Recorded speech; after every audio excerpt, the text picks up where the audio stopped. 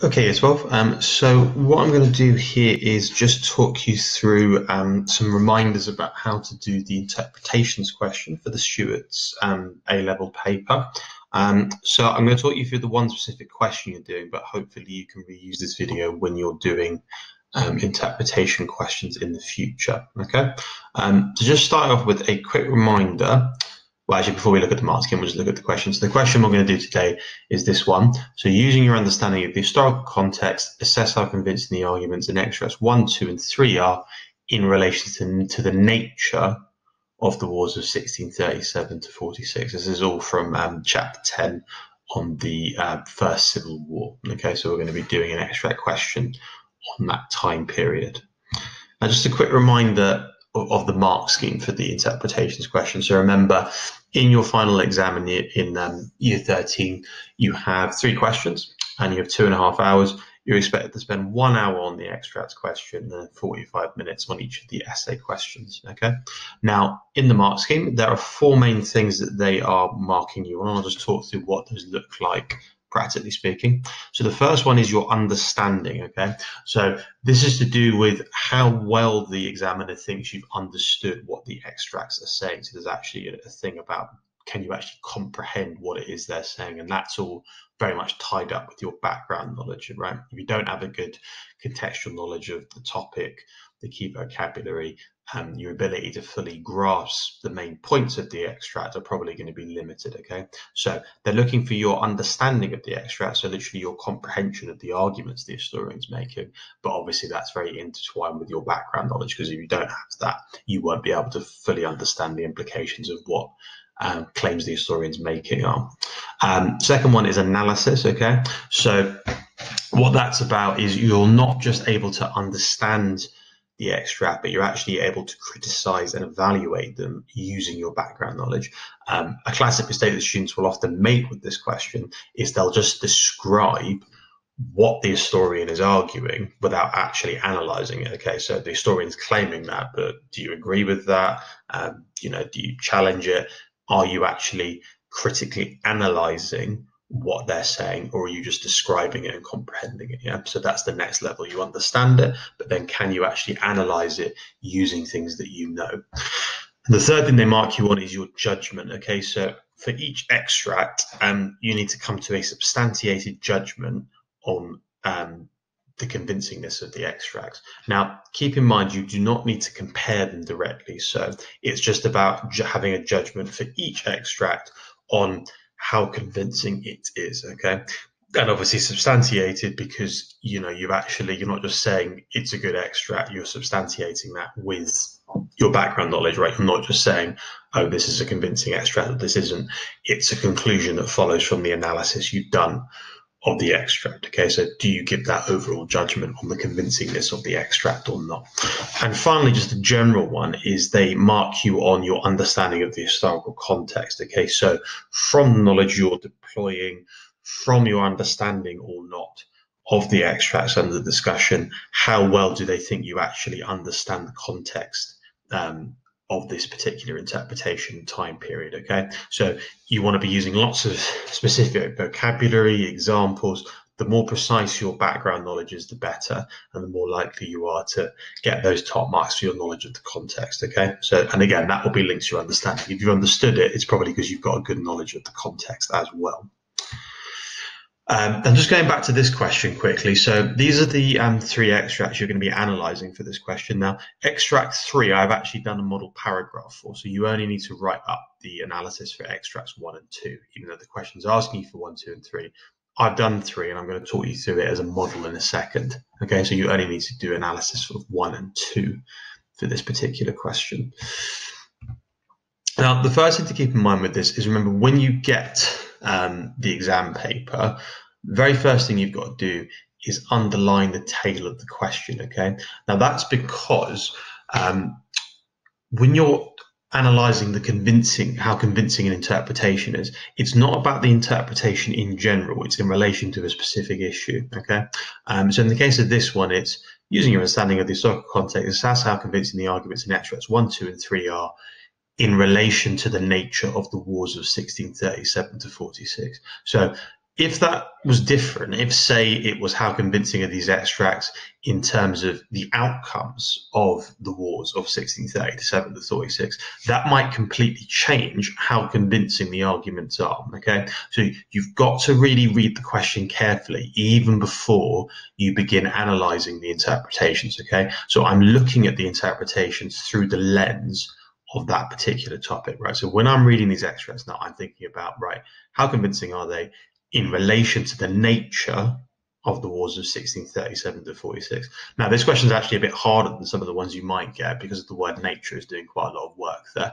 So what that really means, if we're talking about the nature of the wars, it's basically saying, well, what do these extracts have to say about what the wars were about, what caused them, how do we best understand them? Okay, so the nature of the wars being, what were they essentially about, what was their essence? Okay, so I'm then going to read the extracts through that prism. Okay, now the next thing to keep in mind is what you should do when you get the exam paper is you should really be underlining and analyzing points as you go. Now, they recommend in the mark scheme that because you have an hour to do this question, you should probably spend about 10 minutes just reading the extracts carefully and annotating and making notes, maybe even 15 minutes, okay, but definitely at least 10 minutes, carefully reading the question and then the extracts, okay?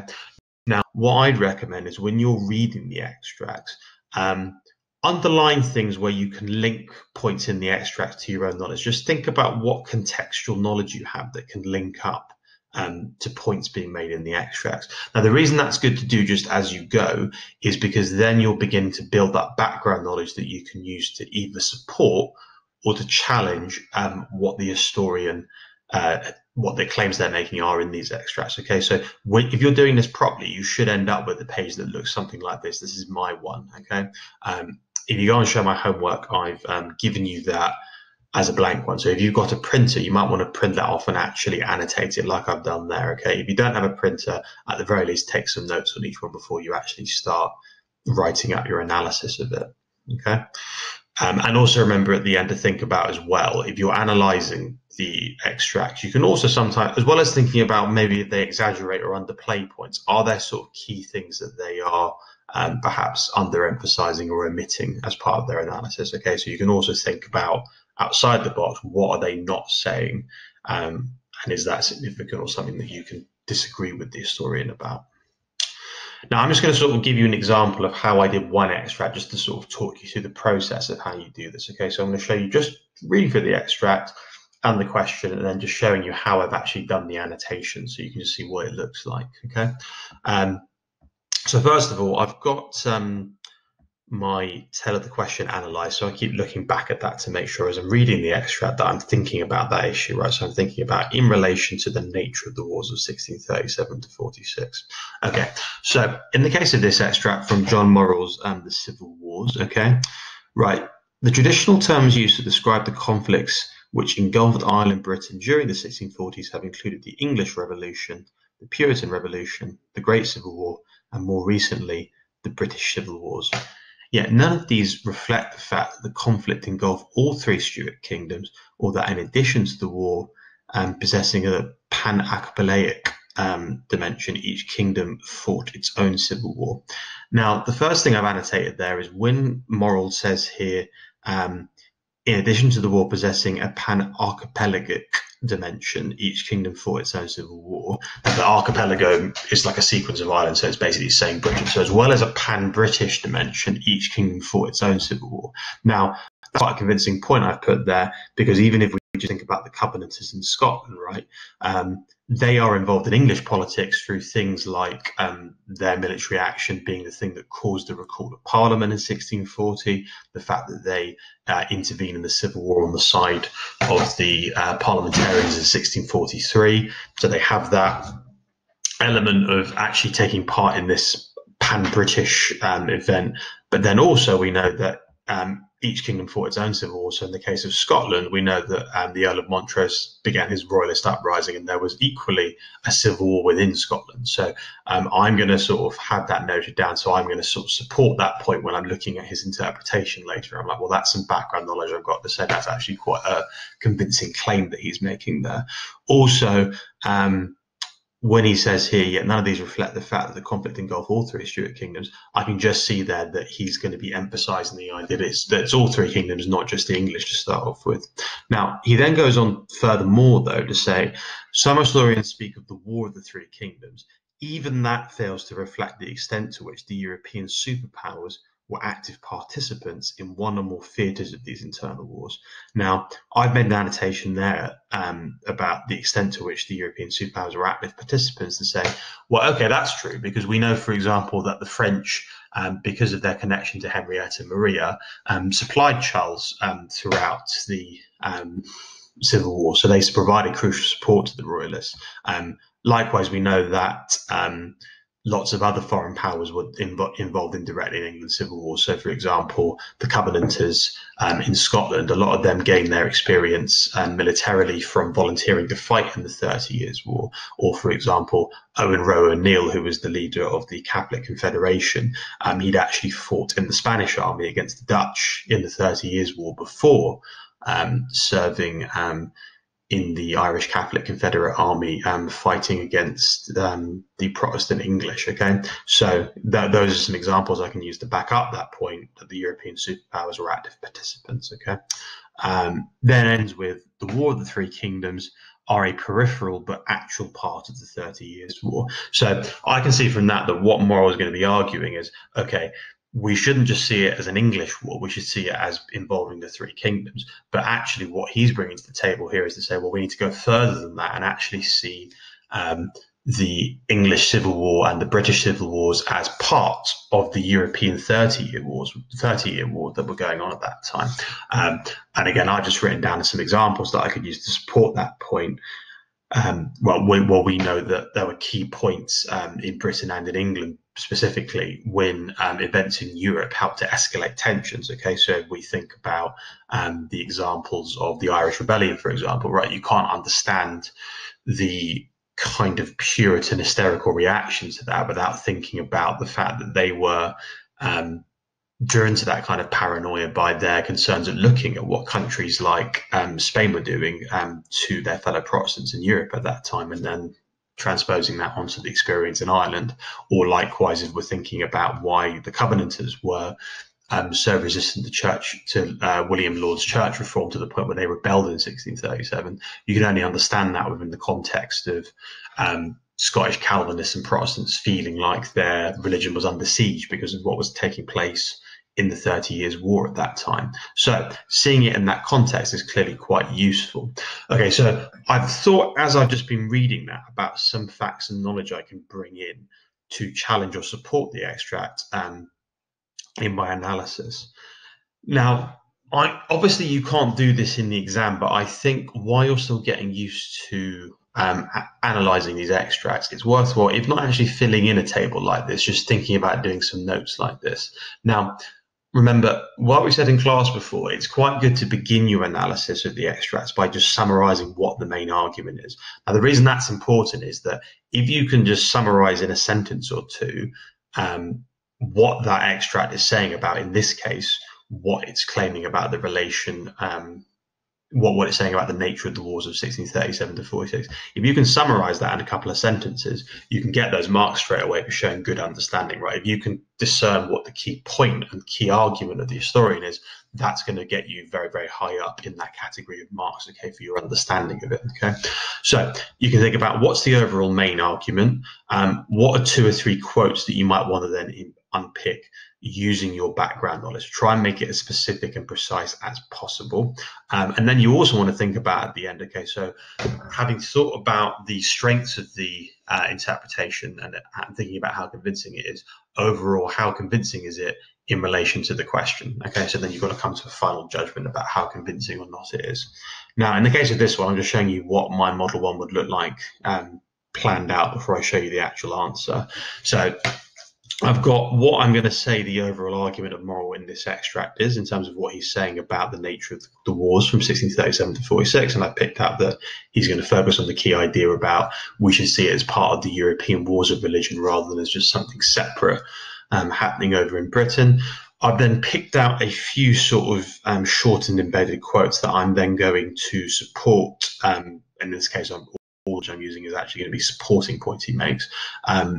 So I've got my key quotes that I've plucked out of his interpretation, and I've thought about, right, what knowledge can I bring in to support the points that he's making? And again, that allows you to get the marks for analysis, because I'm actually pulling out what his key arguments are, but then I'm actually analyzing them using background knowledge I've got. So I'm saying, okay, Morrill claims this, and this is a useful idea because we know that actually this did happen. So I'm using my background knowledge to analyze what Morrill is actually saying. So again, I'm getting the marks there for my knowledge of the context, but also my marks for analysis and understanding, because I've pulled out the key points, and then I'm also able to analyze them actively using things that I know about the topic. Okay.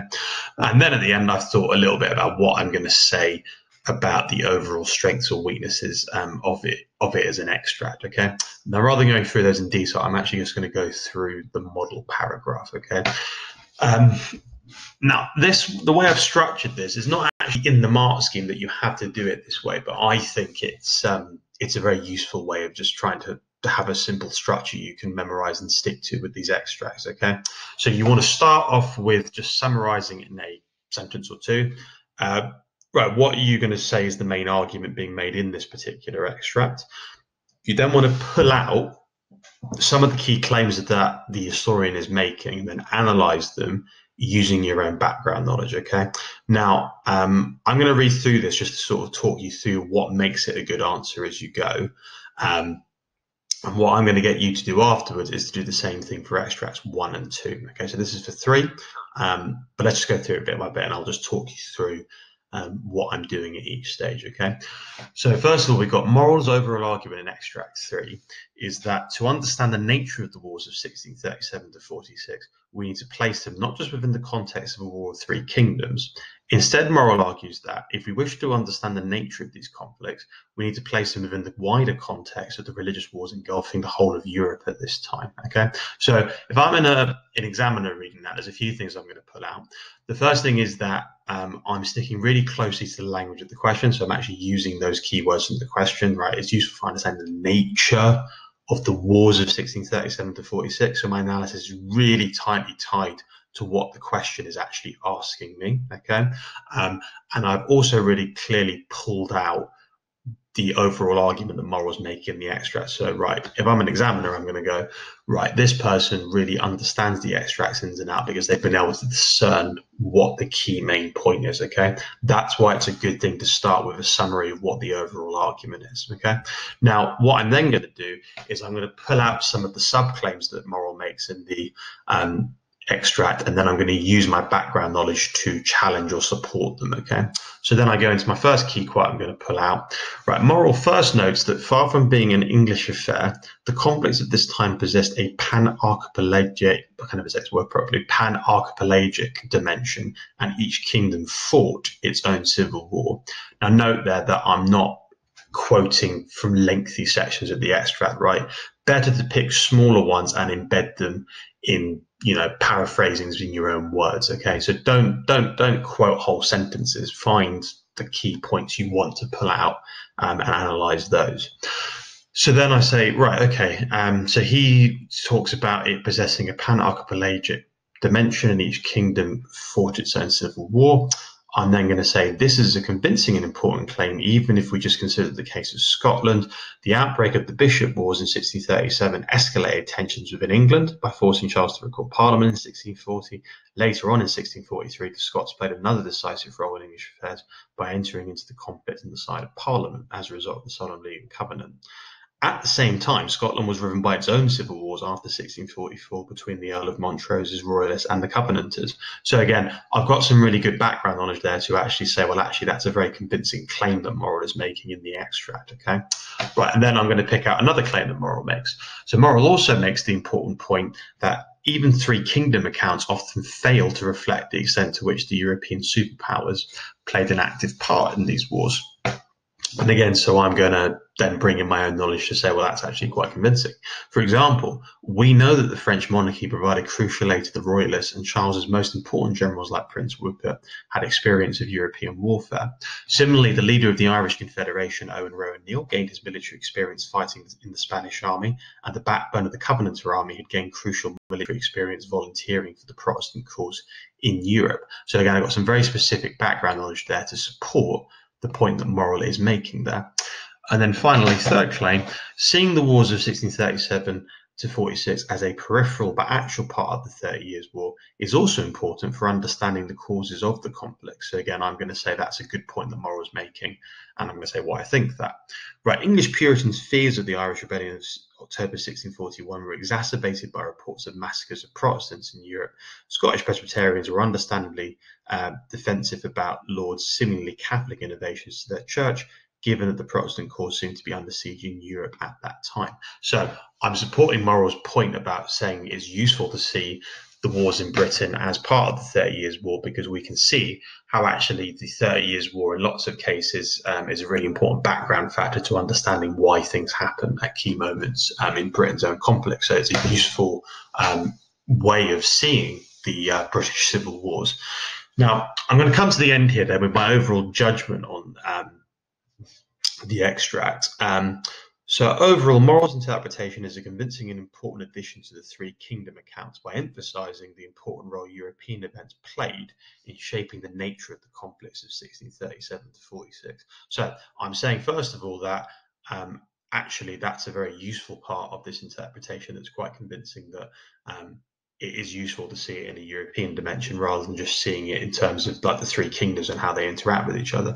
But I'm going to have a little bit of a criticism here, just in terms of a way that I think maybe Morrill exaggerates a little bit. So I'm not saying he's making things up, but I'm saying that he's exaggerating some of his points. So I say in this case, right, he does perhaps exaggerate the extent to which European events shape the outcome of the conflicts within Britain.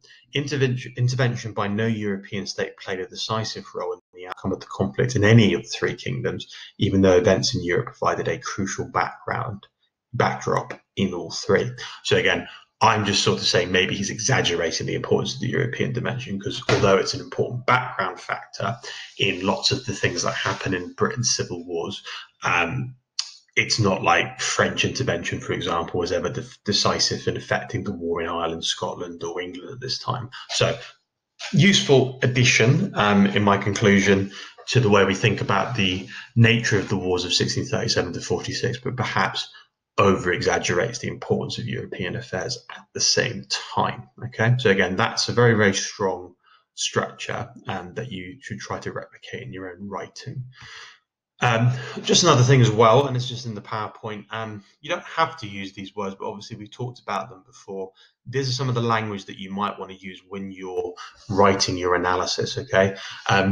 Particularly, I would say focusing on some of this language around challenging exaggerations or things being left out, because the point is that you don't want to just say this is not convincing because it doesn't mention this. So talking about things that an historian omits, okay, sometimes that's useful, but actually, a more sophisticated thing is to think about points of that where maybe they're overemphasizing or exaggerating things or underplaying them. Okay, you're not ever really going to get, well, you won't get historians just making things up in the extracts you'll get in the exam, but you might think that they put too much emphasis on something, or maybe you think by saying one thing they're underplaying something else. So if you can get into the habit of trying to use some of that language when you're analyzing the extracts, it will make your writing a lot more sophisticated. Okay, so again, you've got those key phrases that you might want to use there, and obviously you've got me giving you some examples of how you might actually use them in a sentence.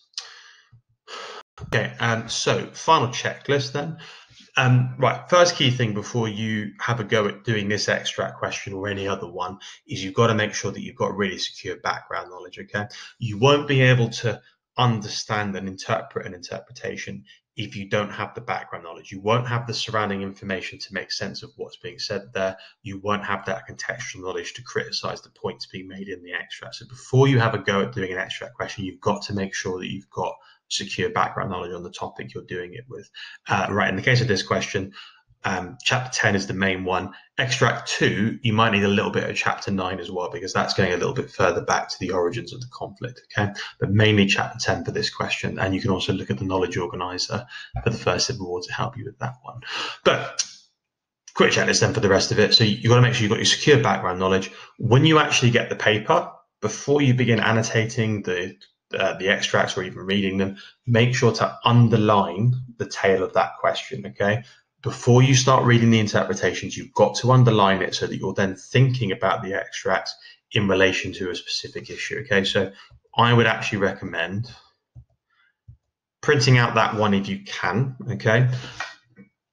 Just like I've done in my one, actually doing that physically thing, underlining the tail of the question, and then keep coming back to it. So when you're reading the extract, flip your eyes back up the page, actually think about very, very precisely what the question is asking. Don't just look at it once, keep coming back to it, okay? See the extracts through the lens of what the question's actually asking you about. So you've got your secure background knowledge, you underline the tail of the question. Then what you need to do is actually spend a good 10 minutes or so reading carefully the extracts, annotating them, try and find background knowledge that you've got which can link the things that are being said in the extract. You might want to think about knowledge you've got that you can use to challenge claims that are made in the extracts as well, or things where you think they've underplayed or omitted something important in relation to what they're discussing.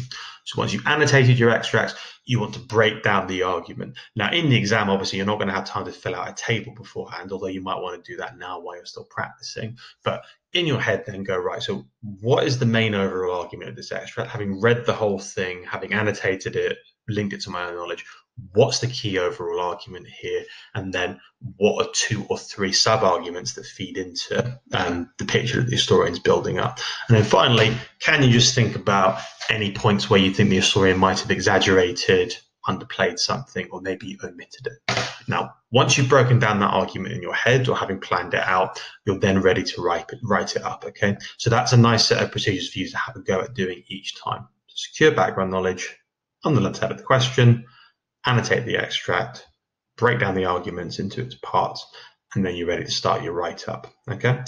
I will put this PowerPoint on Show My Homework just if you want to access any of the resources from here, and you can also have a look at the model answer that way without going onto YouTube. And I'll also upload a copy of the 3 extracts on a single page. So you've got a printer, you can print that off to do the question, okay?